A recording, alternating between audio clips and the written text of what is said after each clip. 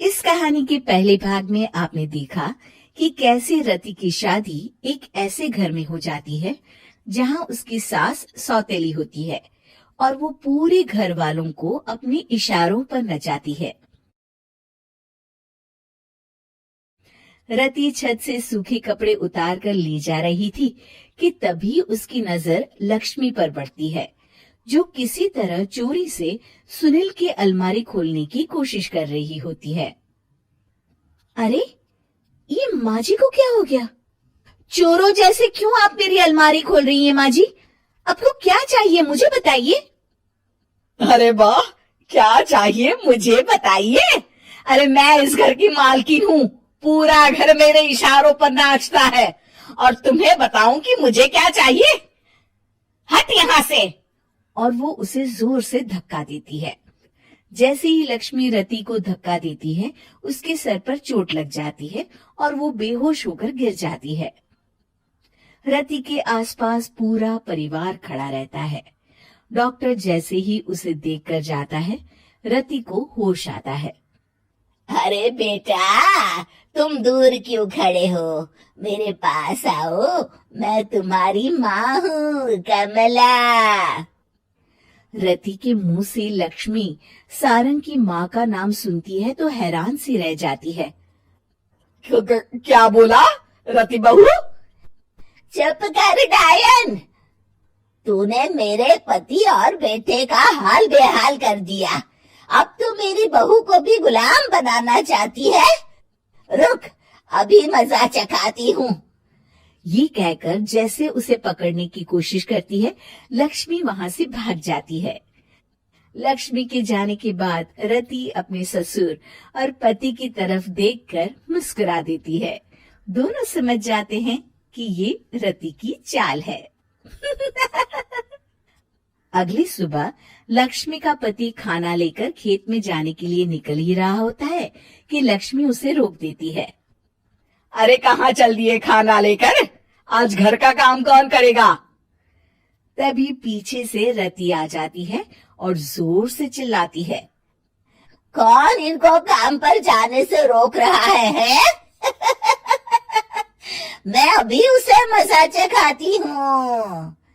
जैसे ही रति लक्ष्मी की तरफ बढ़ती है, लक्ष्मी घबरा जाती है।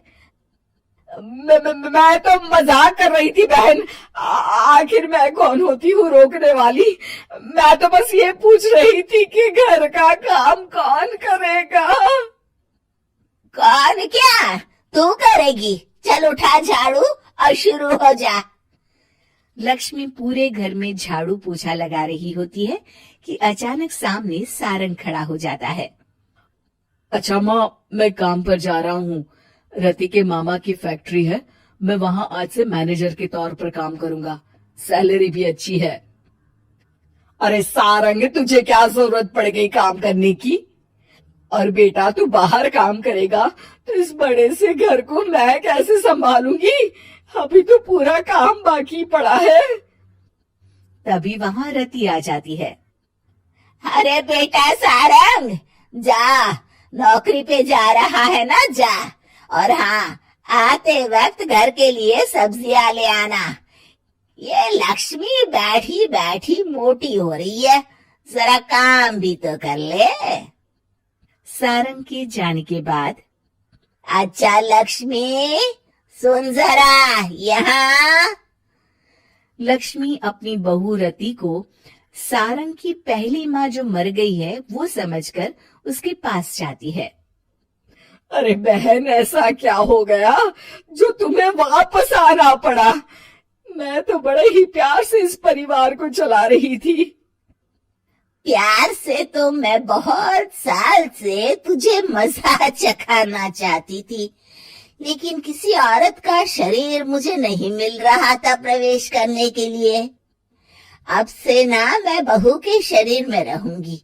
और हाँ, तूने कोई भी चालाकी दिखाई या मेरे घर के लोगों को परेशान करने की कोशिश की तो तेरा गला दबा दूंगी।